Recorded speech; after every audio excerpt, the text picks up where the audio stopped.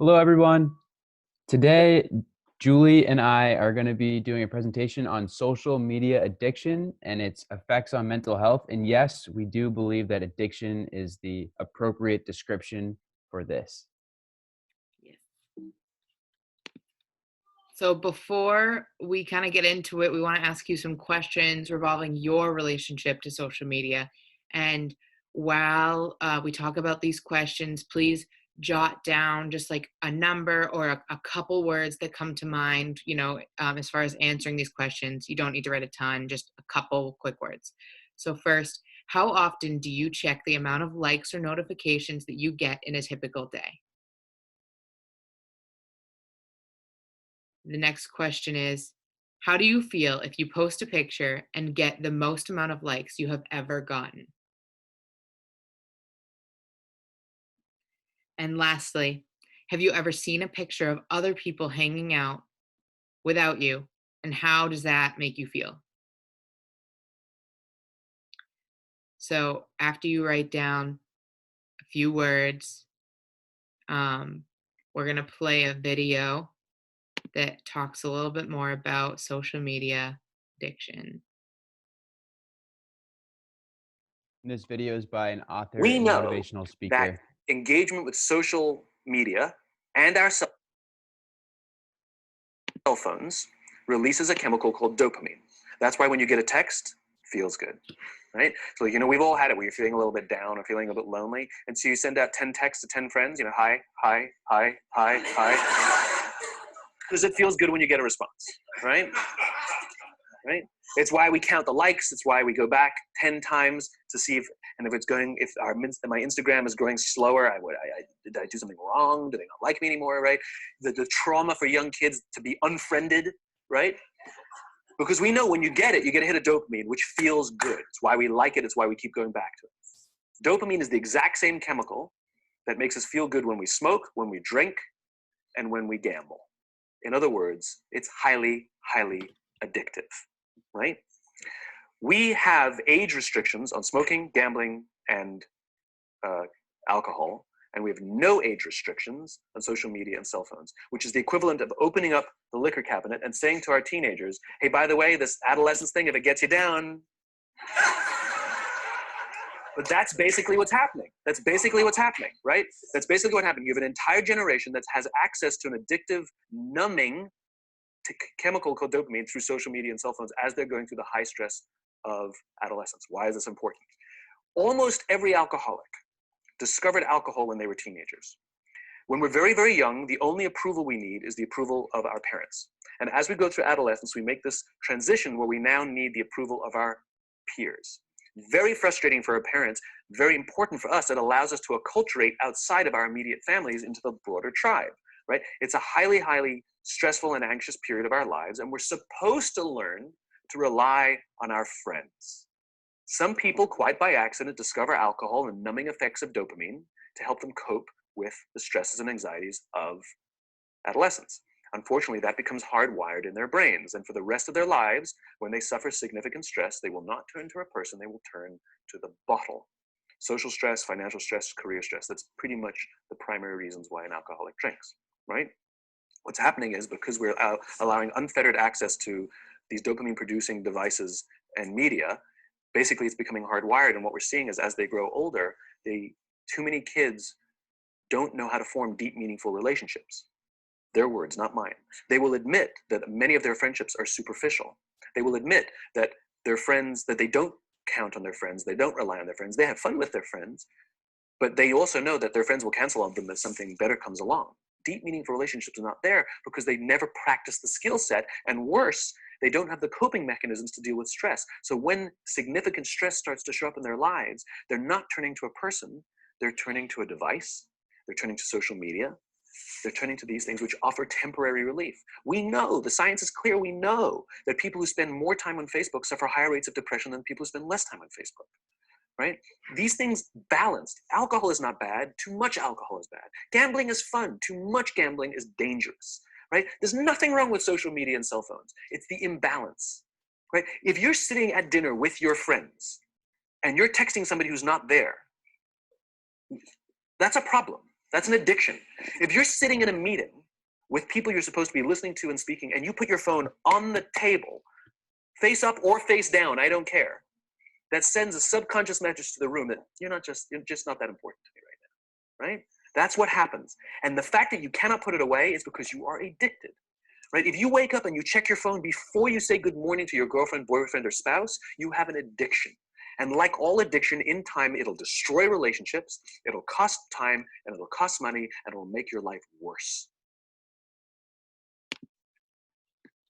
So, as Simon outlines really powerfully in this video, there is an addiction component to social media, and it's not officially listed in the diagnostic manual, but we think that in the next DSM it actually will be. So, but if you look up in Merriam-Webster, there is a term called nomophobia. And nomophobia is the fear of being without access to a working cell phone. You know that feeling, your phone dies, you leave it at home, and it's like, oh no, what's going to happen? There's this anxiousness that kind of comes into play. And also the American Psychological Association also defines addiction as a chronic disorder within the biological, psychological, social, and I believe emotional well-being of a person. And so we really believe that phone addiction, social media addiction does qualify as a form of addiction in our society. Okay. So when you, so we want to talk about dopamine and as it relates to addiction and social media. So dopamine is a temporary feel-good neurotransmitter that fires in your brain, and it makes you feel good for when you like eat really good food, when you have sex, and when you do drugs, and when you're on social media and you get likes, and when you get followers, when you get positive comments, things like that. Um, little anecdote. So if you recently found toilet paper in the store, that and you felt like elated, that was probably dopamine in your brain. But yeah, so every time you get a like, you get a little squirt of dopamine that lasts for 10 seconds. You get like a little 10-second high. And then it stops and you get less likes, and if you don't get those likes, you get negative comments, you get lower self-esteem, and these fluctuate in this very this like frequently fluctuating and unpredictable like highs and lows that come with like social media and other people reacting to your posts and your social media. Other people are reacting to it, and it causes you to have these really quick 10-second highs and lows all of the time, and you can't control them. They're unpredictable. So as Julie's sharing, having this unpredictable nature of the highs and lows and likes that we get through social media, it can create a lot of anxiety, this constant need to check our notifications and not knowing how people will respond to things that we post. And it's really interesting to contrast the effects that Julie was mentioning with those frequent ups and downs of using social media to another drug like alcohol.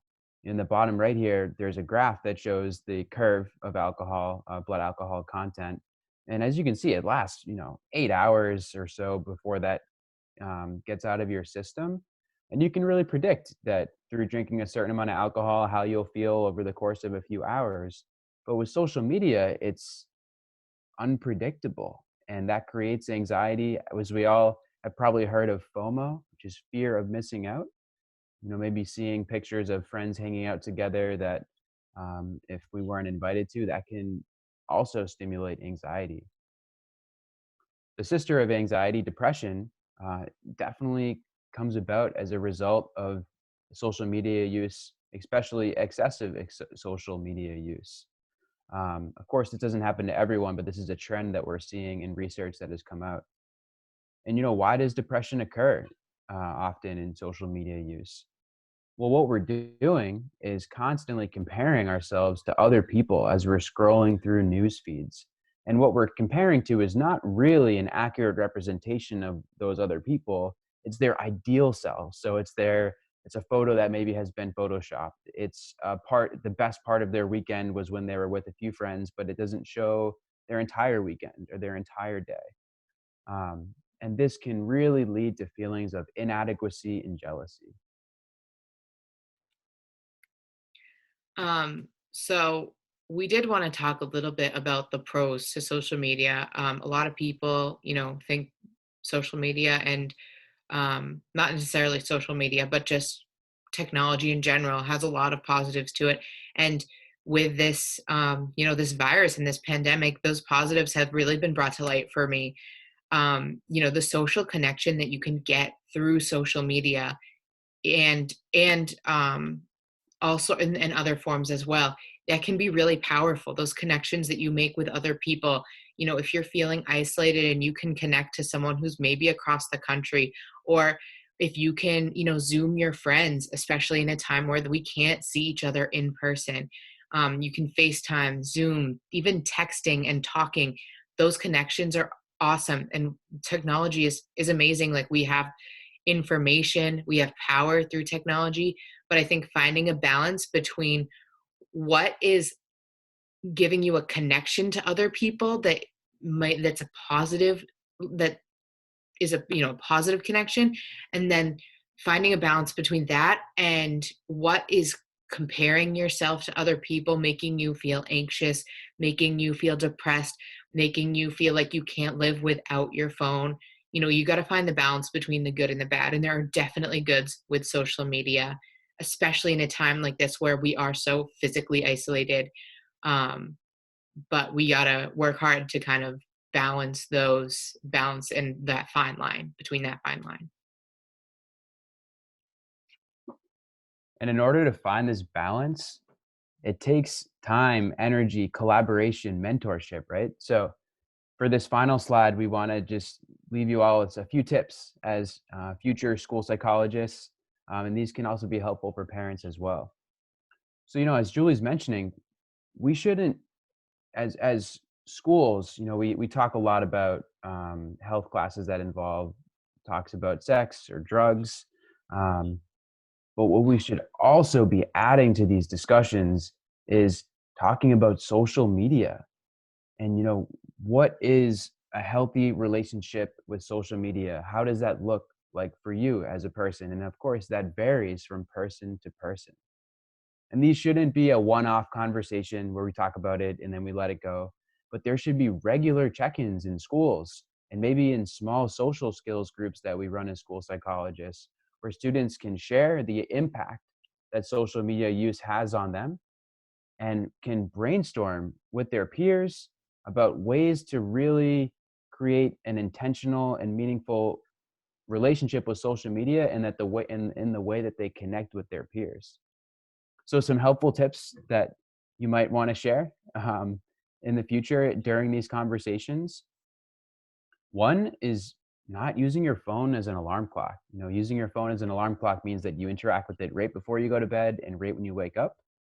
But having a different alarm clock can be very helpful to create more of a separation.